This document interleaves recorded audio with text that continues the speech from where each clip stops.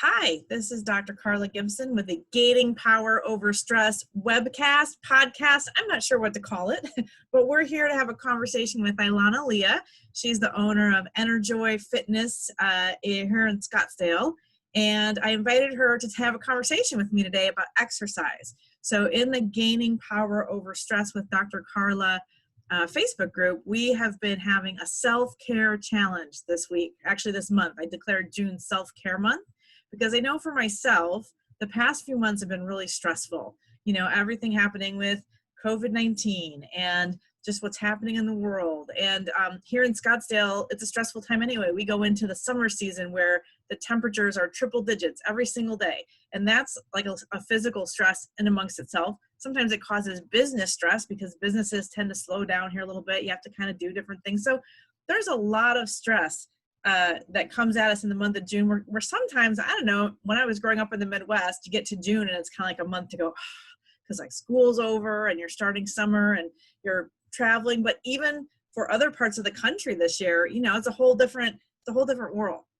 So I declared June self-care month, and the first week of June we played self-care bingo, and people got a little bingo card and they got to give themselves, check off if they meditated, if they took a walk, if they lit candles. There's all kinds of cool things on there. And then this week we've been, I created some units on the 6 essentials for health. So just to bring you up to date, Alana, I know we've talked about it a little bit. The 6 essentials for health are what you eat and drink, how you exercise and rest, what you think, and then how and what you breathe. Eat, drink, breathe, exercise, rest. Did I get them all? I feel like after all these years, I think I still miss one. Eat, drink, breathe, exercise, rest, and think.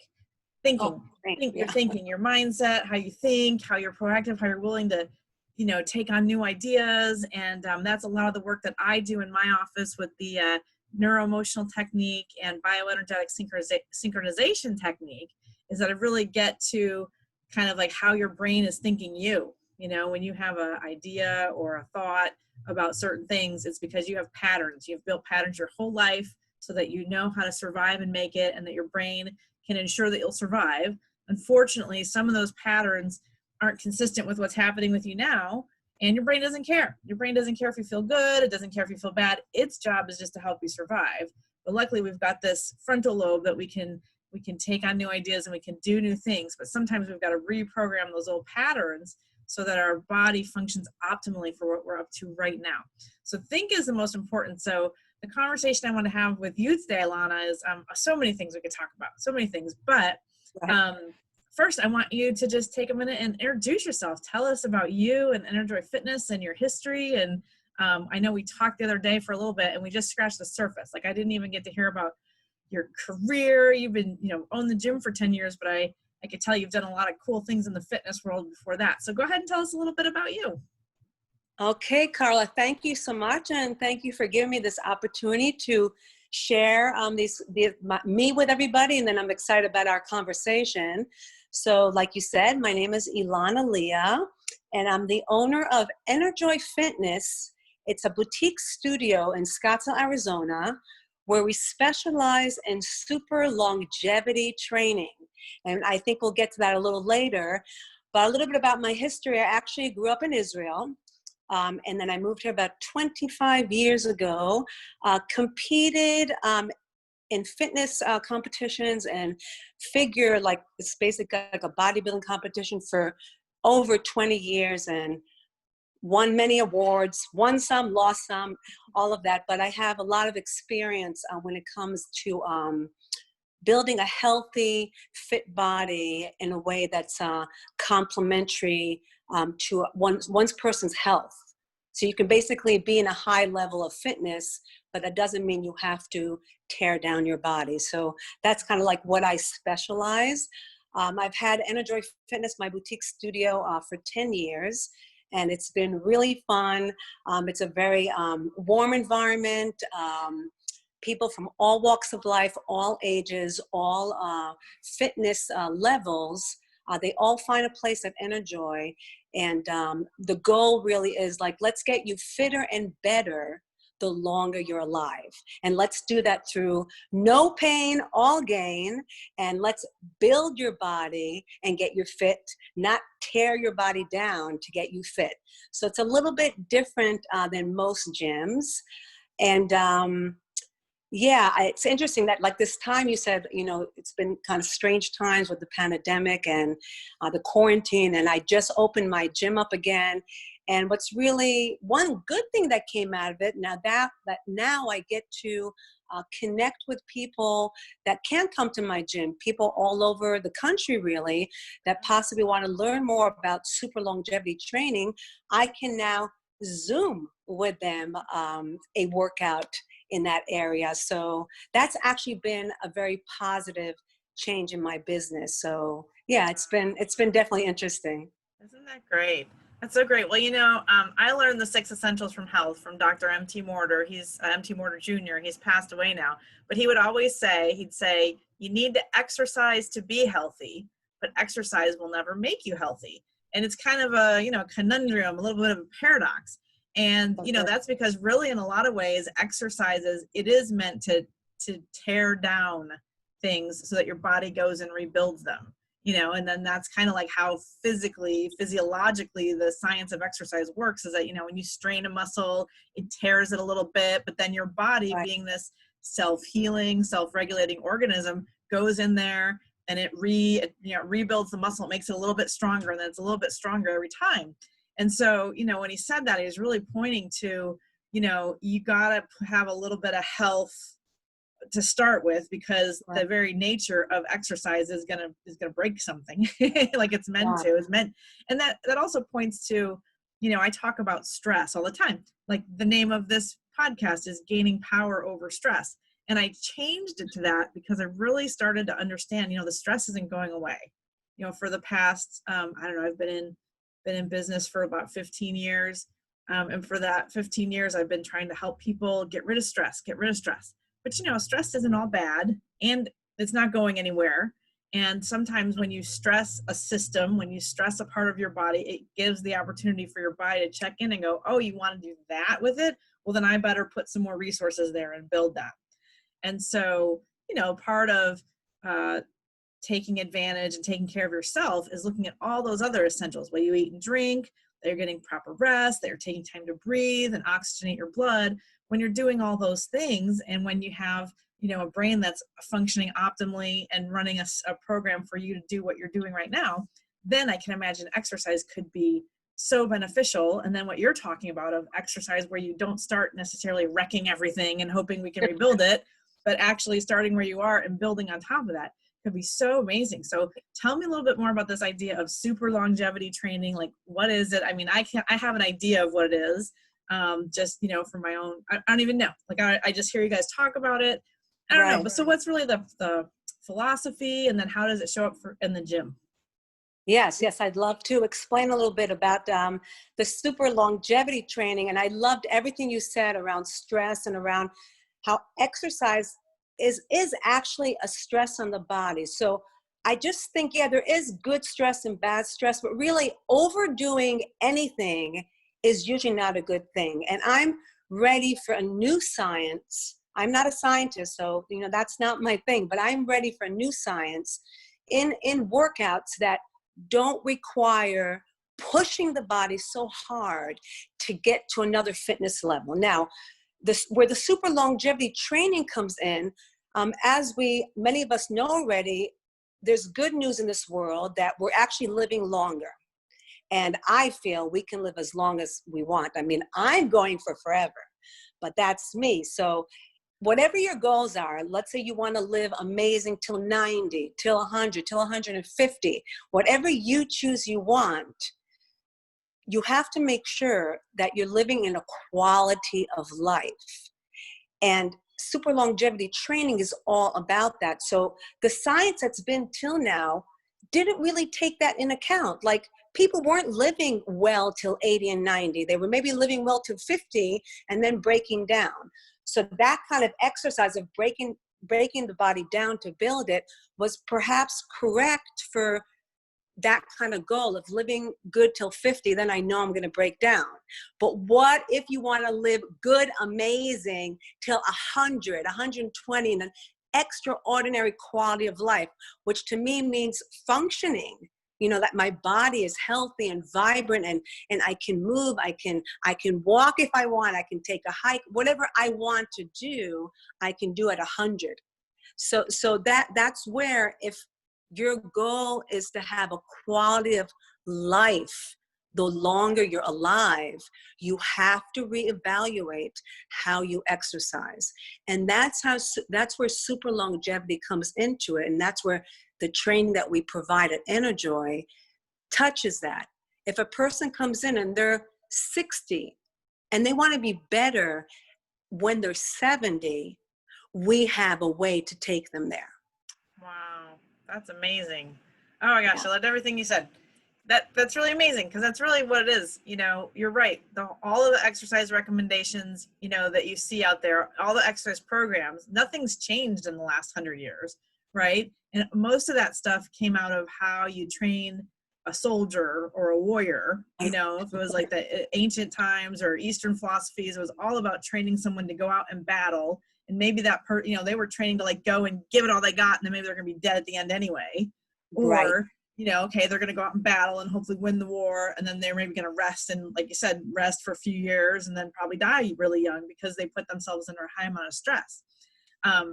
This is totally an aside, but just to kind of drive that point home, the research that the recommendations that come out of our, the American Heart Association and I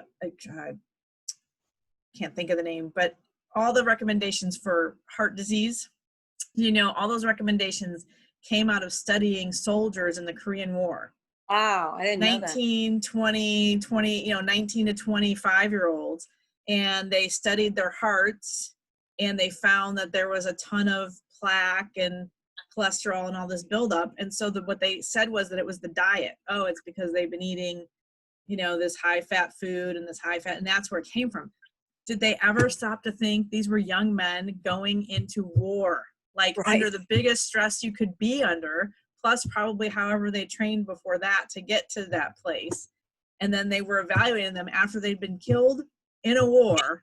And then they made recommendations for everyone on the planet based on this small group of white men who were fighting in a war in their 20s, and said like, Wow. oh, well, this food must be bad. That's what they came up with. So, it's like, oh, maybe the way they were training, maybe that they were under this ridiculously high stress of like, I might die, So it's just interesting how we come to what we come Totally. to. Well, one of the questions I wanted to ask you is, a lot of people that I talk to, and myself included, deal with, like, I know I should exercise. I know I need to exercise to be healthy, but either I can't get motivated and like get into the gym, or once I start going to the gym, I get tired, I hurt something, I'm not motivated, it's a drag, it becomes another thing I have to do. And, for busy women, the last thing we want to do is put another thing on our to-do list, right?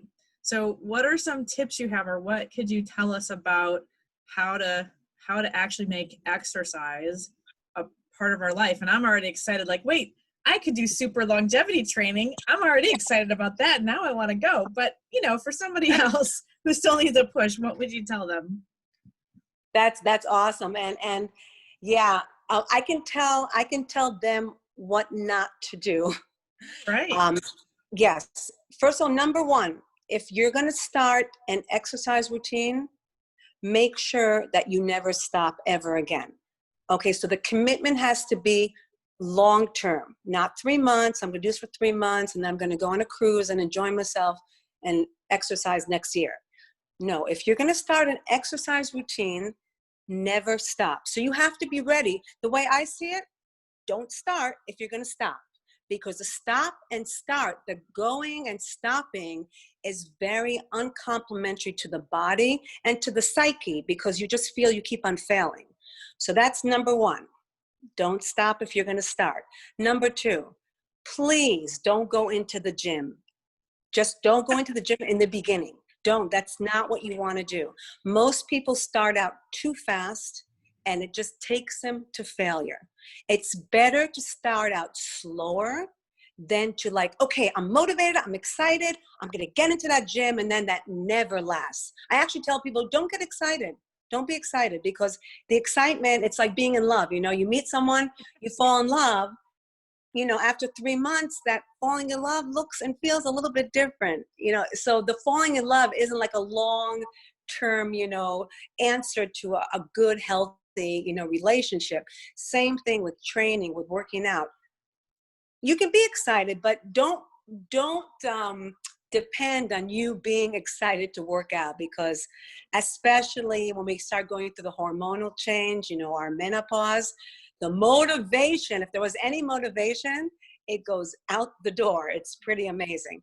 So that's number 2. Start out slow. So begin creating just a groove of movement, a pattern of movement for yourself. I would say for a person starting out and they're ready to go and never stop with their exercise, I'd say carve out 15 minutes a day, 15 minutes a day to do something. Whether you take a walk outside, whether you're in your room and you do some stretches, whether you take a bike ride, take a swim, take your dog for a walk, it doesn't matter. You carve out that time, 15 minutes per day. You never miss the 15 minutes, and you do something in the area of movement or exercise. Really, it's about movement in the beginning. So really, once you do that for like 6 months, then come back to me and I'll give you the next step. And if you're in a relationship, I would say refer to number 1. That's great relationship advice too. If you get into a relationship, just get in as if you're never leaving it, because it's the same. Yeah, because the same excitement. Thing, right? I mean, hopefully you're excited about each other, but the in love feeling, like, oh, you know, you know, it changes, because that's all, you know, chemicals. That's all pheromones, you know. So you have to really be with that person. Yeah, definitely. But I'm not a relationship consultant for sure. Well, you know, I have a new boyfriend for the last 10 months, but that's what I created. It's going to be my new boyfriend forever. So awesome. That's it, because you have to create it over and over again, because some days you're like, I don't know, but that's great. All right, so the tips are, if you're gonna start, never stop. Right. Just get that you're starting this is a forever habit. So pick a habit that's sustainable. Like, that's what I hear, is pick a habit that's sustainable, that you could do every day forever, and then just begin. Right. In doing something. And then I heard movement, begin doing something you love, go for walks, or you could take a swim, something like that. So so really the hiking thing that I created doing these 50 hikes to my 50th birthday. So really, like, I'm sure after hiking every week for a year, I'll probably be a hiker for the rest of my life, you know, or like crave that kind of movement. I already am. I already looking at like, okay, now what can I do every day? You know? So I thought like, oh, I could go to that one little piece of the trail and I could time myself every day. Like, how fast can I get up that little, you know, until that one gets boring, and then I go find another one or something like that. So I love those 2 things.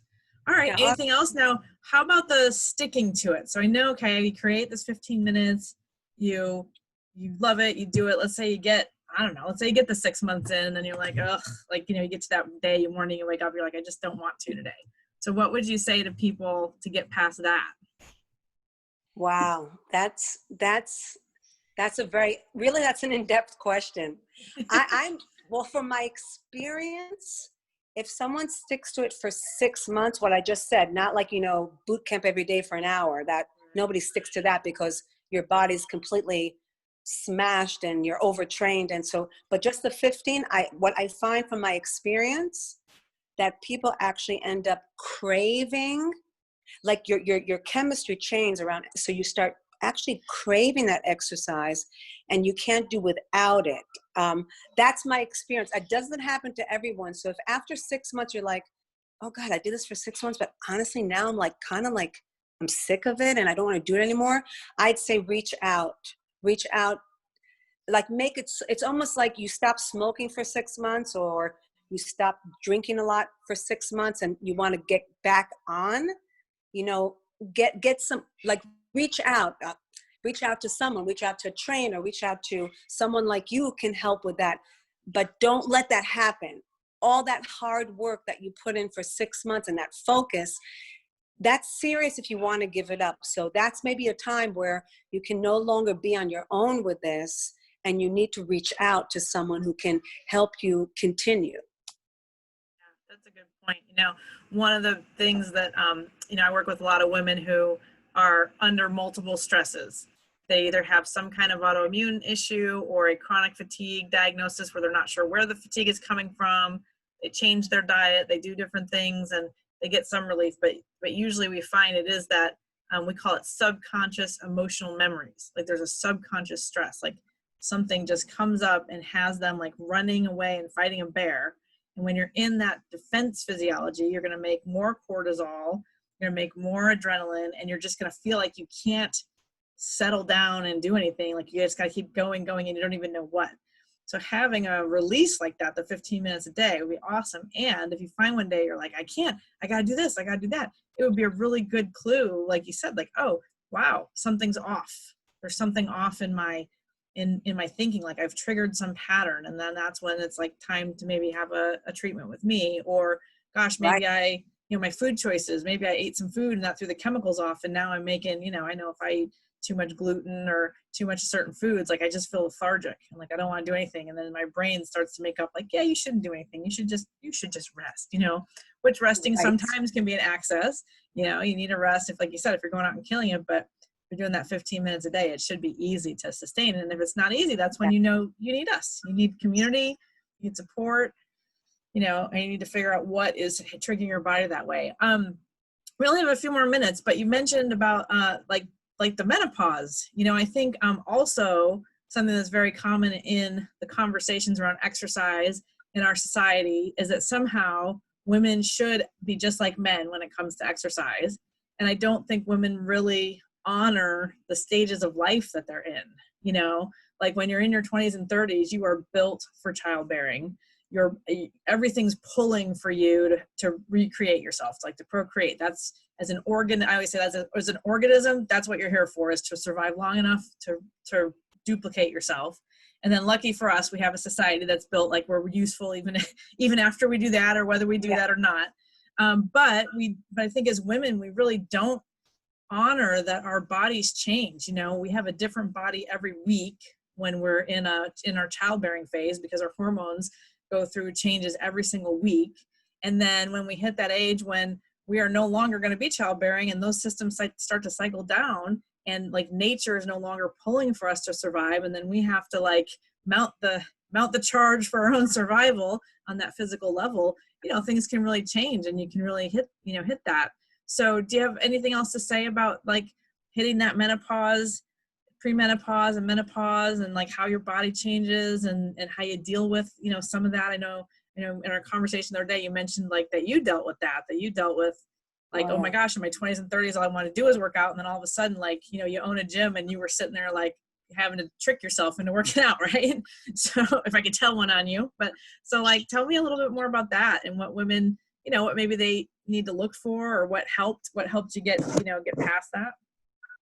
Oh, wow. That's so good. Everything you said. And I love the word you used about honoring the body. I don't think men in their workouts honor their body either. They go through andropause, and they're also pretty oblivious to what's going on. So yes, we do need to honor our bodies in every phase that we go through. The body is precious and it is extraordinary.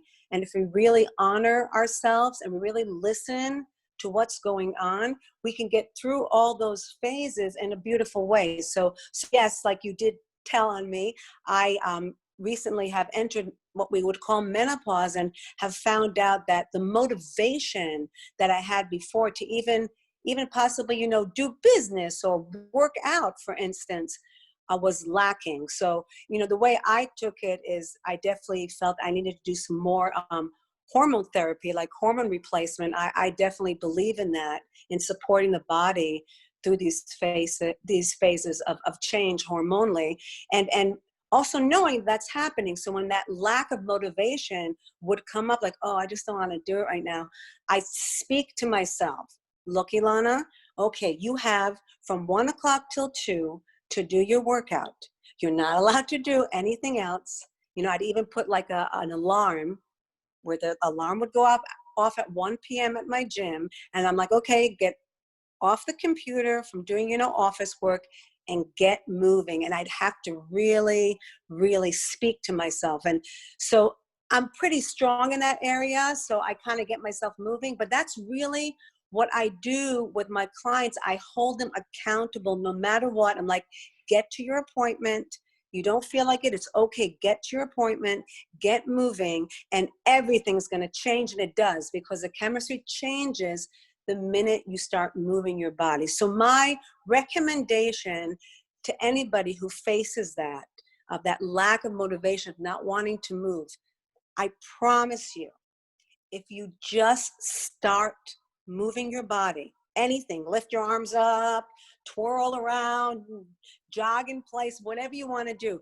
The first 10 minutes will be annoying, but after that, everything changes and you start feeling so good and everything becomes positive and your thoughts change and you're just happier. I promise you, it happens every time. Wow, that's awesome. That's just amazing. And thanks for sharing, because I really think that's part of it. There's no conversation in our society for, hey, no matter how you are at 20, 30, like you're going to hit changes. You're going to need something different. And I mean, I know I've had this view that people who look like they work out or they look a certain way or they just have this natural beauty, like that for them, it must be easy because they've always done it.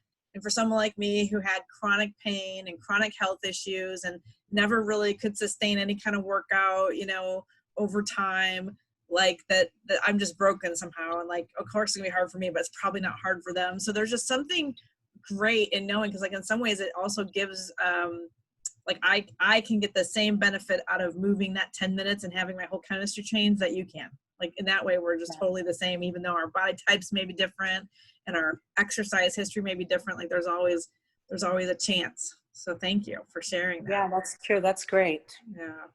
Well, great. Well, is there anything else you want to leave us with, or is there anything, you want, if people want to get in touch with you and learn more about your online programs or come to the gym and learn about your in-person programs, how can they reach you, and what does that look like? Okay, yeah. Well, first of all, again, Carla, thank you so much for having me on. I really enjoyed this interaction with you and the conversation. So thank you so much. Yeah, I would love to connect with anybody who feels that I might be a good encouragement for them, even if you just want to have a conversation with me and I can, motivate you, send you in the right direction. But the name of my business is Enerjoy, like energy and joy, Enerjoy Fitness. You can look my website up, even though it's being updated, so it's not very great. But my phone number is there and my email address is there. So, and also I have, a Facebook page you can check out. That's probably the best way to reach me. And yeah, I'm just here for you. Whoever's, whether you're, if it's women or men, I'm here for you. Anything you want to ask me, anything you need advice about when it comes to fitness and the correct fitness for your body and fitness that will meet your specific goals, I'll definitely have something to advise you in that area. Oh, that's so great. Oh, I'm so excited. Thank you so much for taking this time. My And pleasure. thank you all for taking the time to watch this. You should see the numbers on your screen of how to reach us, because I'm going to do some editing magic after this, so it'll just be on the screen for us. And tune in again next time. I'm not sure who we'll talk to next. I am building this as I go, and as I have great conversations with people, I'm inviting them to talk with me so that I can empower you to have power over your stress. So have a great day. Bye.